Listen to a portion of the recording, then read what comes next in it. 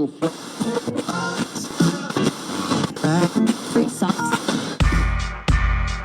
is the platform.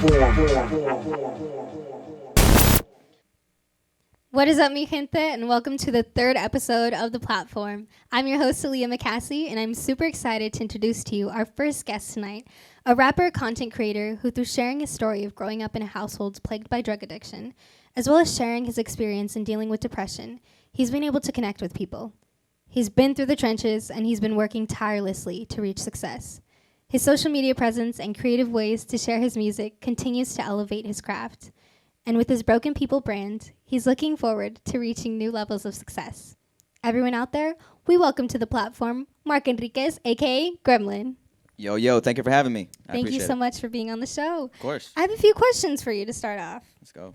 So we're going to start off with your name for this interview. How did you get the name? Was it a self-given moniker, or was it something appointed to you by somebody else? Tell us the story. Gremlin. So I got that name, I think, when I was like 13 or 14. Honestly, I was going through names with my brother and my mom, and mom was like, Gremlin. Just came up, and I was like, you know what? It's not bad. It is bad looking back on it, whatever, but for the sake of, keeping that name, I watched the movie because, there's a movie called Gremlins. Watched it, and I'm like, maybe I can say I chose that name because I like that movie. Fell asleep. So it's not because of the movie. My mom gave it to me. I do not like the movie. Oh, no. And it just stuck ever since, I guess. All right. Well, looking back at your music, we noticed an Eminem poster in one of your first music videos. We know poster, your reality and your experiences are your own, but who are some of the artists that inspire you, and have you been able to connect with any of them? Artists that have inspired me. Yeah, Eminem, like top 5 artists of all time, and T.I. I loved rock growing up, and then fell in love with rap probably in like my teenage years. Eminem, T.I., Busy Bone. Not sure if you ever heard of any of those people because I know you're new to rap. But I have not. You know what? I have been able to meet Hobson, which I know you don't know who he is, but he was big in the underground, and I bought his album, and I opened up for him one time. And Bone Thugs and Harmony. I forgot I opened up for them too. And Ja Rule and Ashanti. Why is this all coming to me now? Yeah, I opened up for all of them, and it's been an amazing journey so far. Those are some people I've been able to open up for.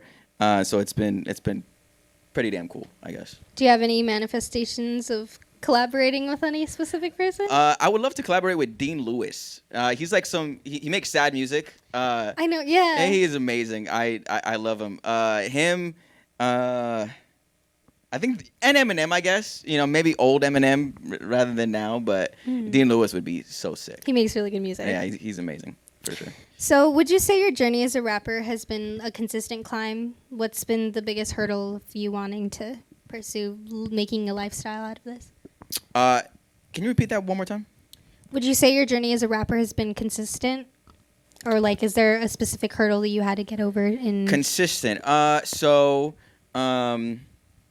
Started off slow for the first 10 years, and I guess that's how long it takes. And then I made some videos that ended up going viral, like 7 million hits, 10 million hits. And then I was like, okay, started making some real music about things like that. And ever since then, I just been able to make it into a career. But I think the biggest thing was just finding my niche. And then I found out people love when I'm vulnerable and talk about my life story and stuff. And ever since then, it just sort of like took off. And yeah, it's been crazy, just uphill so far. Absolutely. So what moment in your career has been the biggest support or most life-changing? Most life-changing. There was two moments. One, I made a music video about my mom's addiction story. This was in 2017, 2018, I think. Made the song about her for Mother's Day. I had my mentor tell me, just make a song about your mom. And it was a wound I didn't really want to open up, but I'm like, you know what? I'm just going to do it. So I set up the camera in my room. Super basic video, right? Didn't expect much. Put my mom in the video as well. Just a black backdrop, basic lighting, nothing crazy. put it out to the world. Ended up going viral with 7 million hits in a week. I got on the cover of Orange County Register, and I made headlines on Fox 11 News. Just crazy shit, right? And I'm like, oh, damn, all right, so it's possible. And that was the first time it ever took off like that, and it was because I told my story, right? So I realized telling more of my story, being vulnerable, things like this will happen, right? And then the second part of the life-changing thing, or like biggest moment for me, was when this Spanish network called Me Too, MITU, made a documentary about my life. And it was like 25, 30 minutes long, talked about my mom, my journey, and it was just, when it was happening, I was there, but I wasn't. It was like a super weird out-of-body experience thing, but yeah, it was insane. It was crazy. Well, we love being able to have something to relate to as viewers. Absolutely, yeah, for sure. So, speaking of All For You, did you end up performing at the Women's Correctional Facility? Oh, you have that in your notes? Yeah, for sure. I do. Yeah, so a week later, so the Fox 11 came to my house and said like, yo, they're gonna perform for a women's correctional facility. That was the first time we got invited to do that. So my mom and I went to one, told our story, performed, and we went there multiple times. And then I started doing it for like Orangewood, talking to their whole foster youth organization and being invited to these places, prisons, things like that, just telling our story. And yeah, we continue to do that. Haven't done it in a while, but we will be doing a lot more in 2024, going to like and speaking in places and helping some people out. Absolutely. So with 986,000 followers on YouTube and growing, would you consider yourself more of a content creator, a rapper, or an influencer? When people ask, I like to say a hybrid, because I don't want to say a YouTuber, and I don't, but I like to blur the lines a little bit, because a lot of people who do YouTube and music, but also make like vlogging content, their stuff doesn't have to do with their music. Like they make it two separate things, but I've been able to focus just on music. So for the most part, I just say musician, YouTuber comes second. Although YouTube is my biggest platform and I make YouTube type vlog videos, but I'm just gonna continue to say musician and rapper. I'm totally cool with that. Yeah. So tell us a little bit about your brand, Broken People. We know your new collection is launching soon, so what should we expect and what is Broken People about? Yeah, so Broken People is a brand that I started in 2017, 2018 based off of a song. So I made this song called Broken People, and it was about a girl I met who had a similar story to mine, with like a mom who was addicted to drugs. And it was my first time meeting someone who had a similar story to mine. So I connected with her. Only had one date, never seen her again, but I still connected with her, right? And I made that video, and then I decided to make this brand. Broken People Family is what I like to call it, but I feel like God puts people through darkness to show that overcoming it is possible.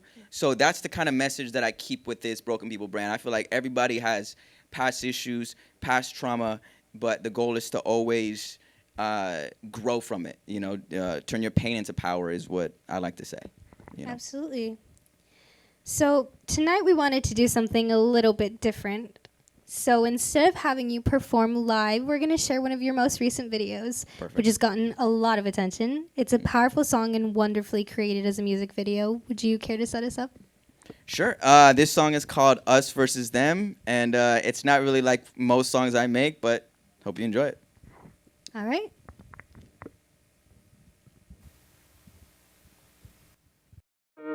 So I recently had a big label exec tell me they wanted to sign me for a lot of money. But if I did, they needed to change my style, my sound, everything about me. Fuck that. What happened to real music? What happened to talking about real issues and not just about money? If they're not gonna let us in the game, we're gonna kick the fucking door in. Every artist has started to sound the same nowadays. I don't even know who is to blame nowadays. The radio is playing all the same sound waves, but you people eat it up every day. How strange. Remember when music was all about change? Now it's all about change. Swerving in and out lanes, fucking every hoe that you know, trying to clout chase. That is until you're dead broke and you're left with a pout face. We have interference, what happened to lyrics? Man, we should be caring more about rap than appearance. All these satanic rappers always capping the spirits. I only tap into God and you can actually hear it. And the best part of it is it's not a facade. I'm a man and I'm flawed, but I'm far from a fraud. So I pray and continue continue beating all of the odds with the hopes that one day God gives me a nod, yeah. But the industry's insidious, manipulating idiots. It's obvious, but people are oblivious. You're the target audience and you're giving them millions, and they're giving you shit in return, man, it's brilliant. They don't want me to preach and it's hideous. They want me to speak on guns, weed, and affiliates. Also, which girl in my sheets is the prettiest? But lucky for me, I have resilience. I ain't trying to hear about an ass shake, and how you're sucking on a dick before a handshake, and how you're fucking everyone like it's a mandate. What happened to morals? Can somebody elaborate? The industry is in bad shape, but the women aren't, so it all balances. They buy a body that you can't even exaggerate, just to make up for the fact that they're talentless. Tell me what happened to killing a beat and just flipping a syllable. Syllables pivotal, pivoting people away who were critical, crippling critics who thought you were typical typically, and even a little bit gimmicky, till you hit them with a dope written that's so vivid they all consider it digital imagery. I'ma wreak havoc, and I ain't gonna speak on selling drugs to the planet when I grew up with a mom who was a motherfucking addict, which is why I've been coming for the world, cause I fucking never had it. Yeah, with real art you can feel heart, and it can be a beacon of hope when it feels dark, and remind you there's a fire inside that you can still spark, but it's up to you to make that shit start. That's what real music is supposed to do, and that's exactly what I'm gonna move it closer to. Yeah. So why would I need a label to sign me when I got the broken people family behind me? I'm running a fever, spitting up all this ether, eager even with no ego. Fecal matter is all you speak, though. I'm for the people, preaching peace, but please don't think we won't get lethal. Killing an evil beast, the heathen is easy. Give me a reason, yeah. I don't need a cosign from no man. I built this with my own mind and own hands. Shout out to the new and to the old fans. We're making history together, they have no chance.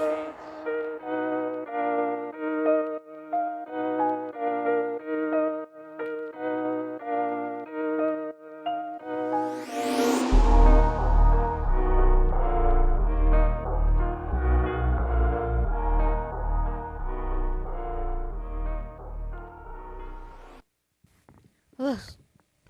That video was, sorry, like, I had this video sent to me beforehand, and I got the opportunity to watch it, and it made me so hyped to come and interview you. Hell because yeah. I was like, I know we talked before that I didn't really listen to much rap, and like after I watched this, I was like, mad respect. Like, I loved everything that you were talking about, and it genuinely did make me really happy. Let's go. I appreciate that. Yeah, this video received tons of backlash, but I'm so glad that I put it out, and people love it and dislike it for the same, but whatever. It's I really liked it. I think in the entertainment industry, it's really scary to put out your own voice. Yeah, for sure. And like I said, mad respect for being able to do that. I appreciate that. So thank you.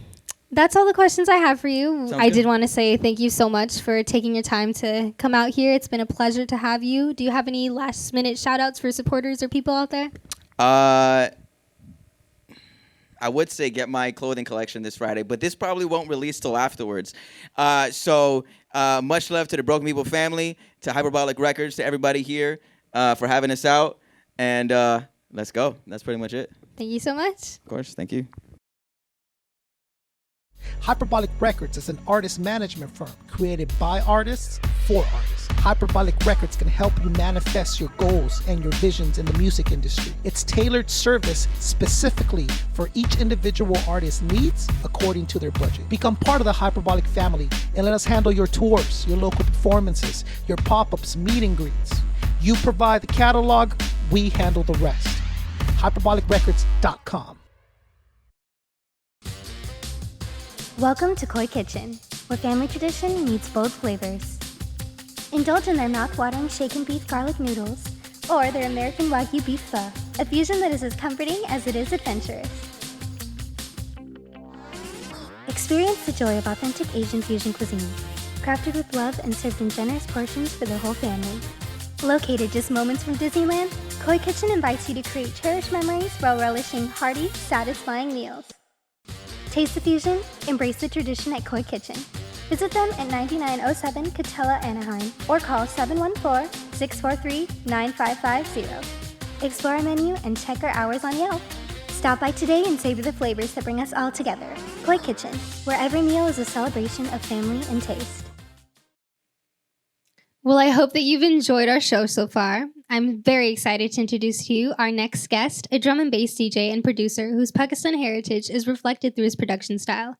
With an Eastern flavor added to his Western influences in punk, rock and roll, reggae, alternative, techno, and other contemporary sounds, he continues to push the boundaries of his production and brings people a unique style that taps into the spiritual realm with a touch of darkness that some drum and bass styles are known for. We welcome Sandman to the platform.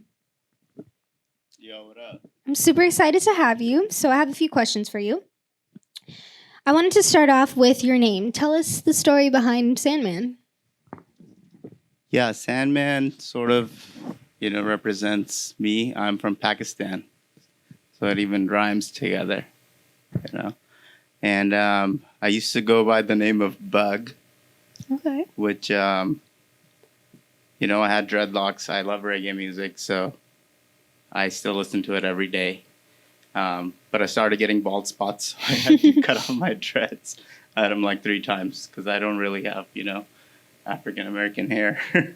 But yeah, so Bug wasn't really the name that suited me because some of my friends started saying I bugged them too much.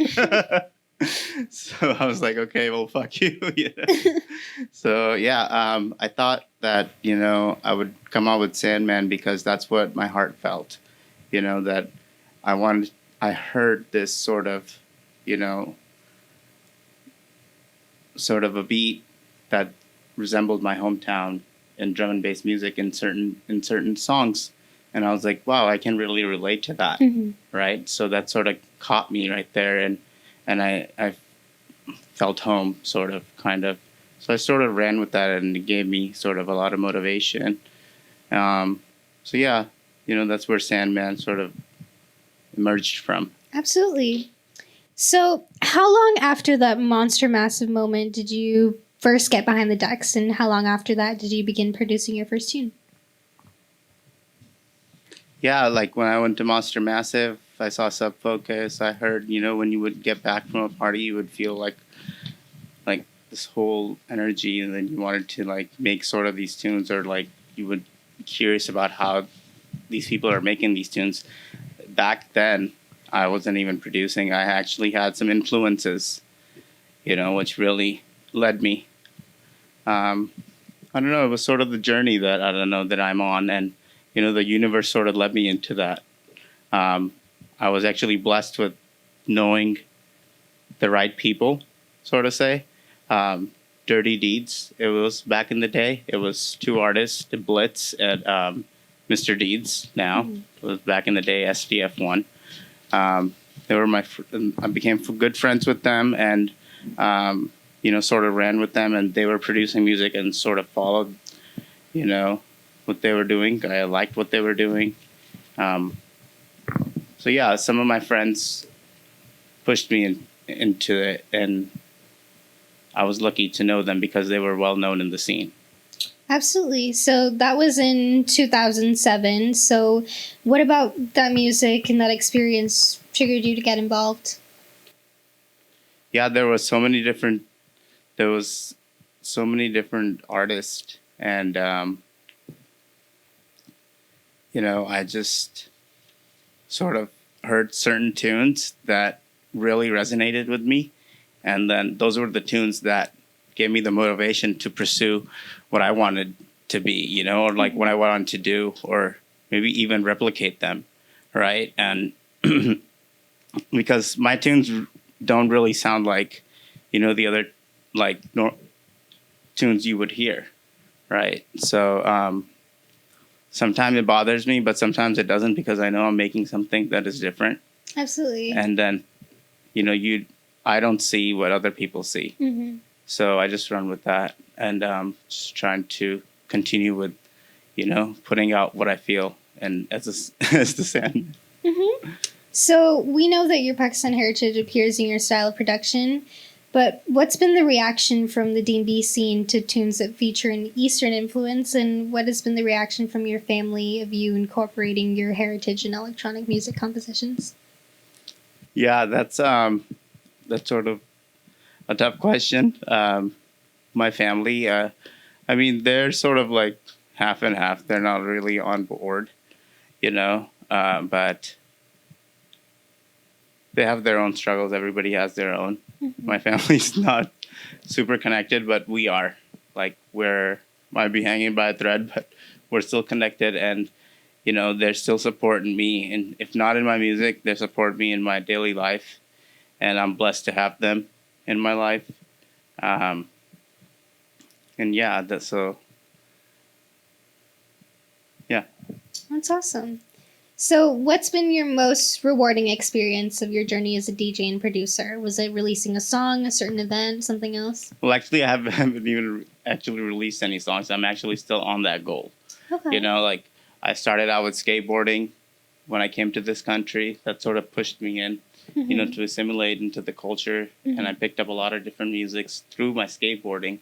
I would watch the skateboarding videos and get pumped up and go skate. And then eventually I broke both of my arms and I kept skating. But eventually I started DJing. That was like the next phase, to say. And so yeah, that was, so I just started DJing and kept going with that. Then after that, I got pushed into electronics from DJing, and that sort of became a career right now. That's what I do, working on electronics and stuff. But yeah, my family, they're supportive of me, but they have their own struggles. I'm the middle child, so I can't really say. But yeah, I follow my passions, and I continue to follow my dreams. Hopefully I will get a tune signed, and maybe the next time you have me over, I'll have some tunes signed. But my tunes are unsigned, but I'm here to play them for you. And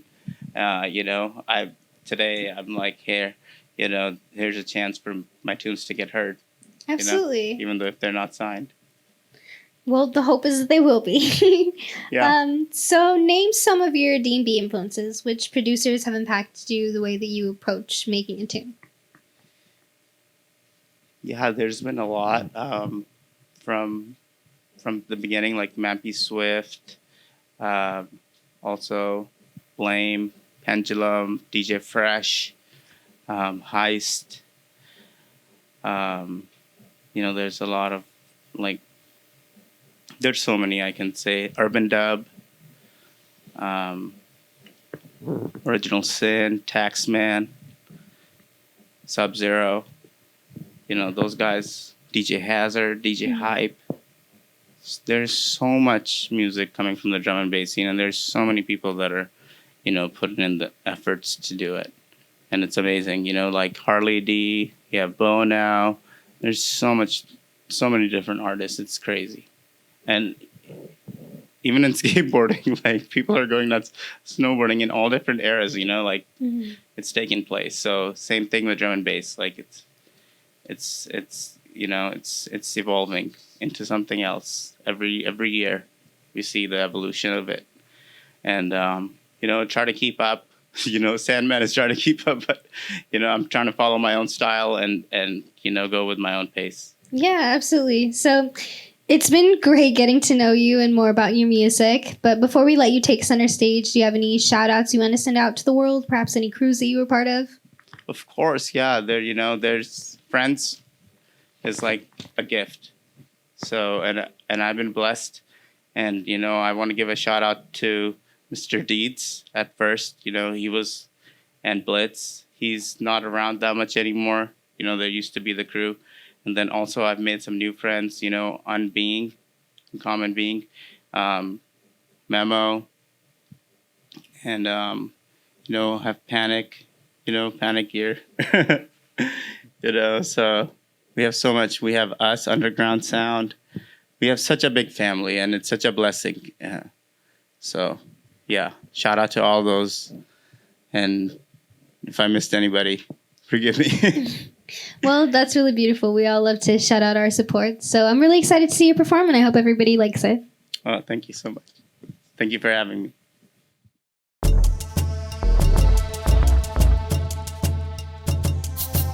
This next performance is brought to you by SCAPE Music Group.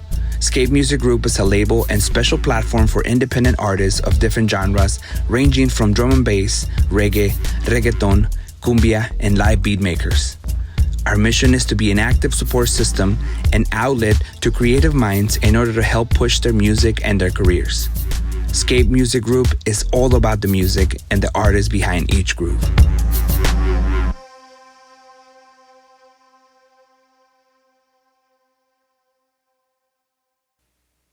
Our next live performance is brought to you by SCAPE Music. May the sounds of Sandman cast you off into the wonderful world of drum and bass. I hope you enjoy. Days of bondage are over, for I am that which is in your name. I am the which guides this planet. I have been the one besides my brothers and sisters. Breathe. We are intent to shine that love of that which you call God, that which you call goddess, that which you call source. Be in your heart for this moment, at any given moment, and whether it be one time or 1,000 matters not. The energetics, the frequency, the intention will remain the same, will not diminish. So we invite you to celebrate with us. For the time has come for those who choose vision of humanity. That hold is no longer.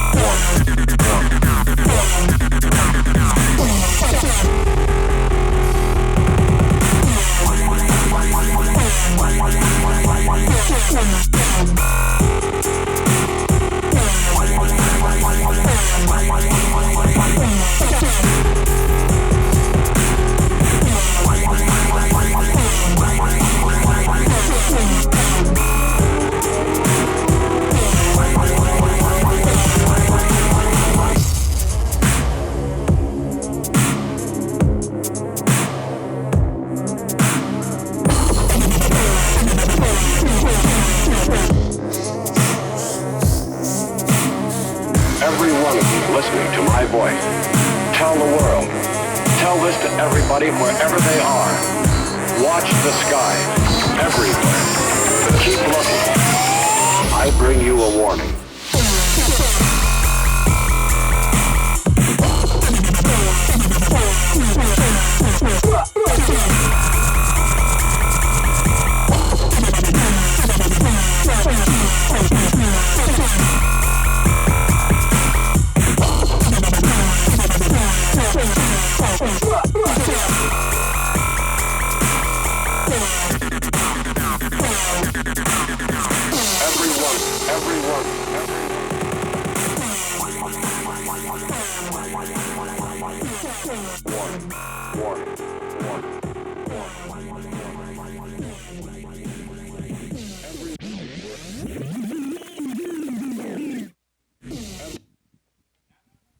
Let's give it up for Sandman, everybody! Woo!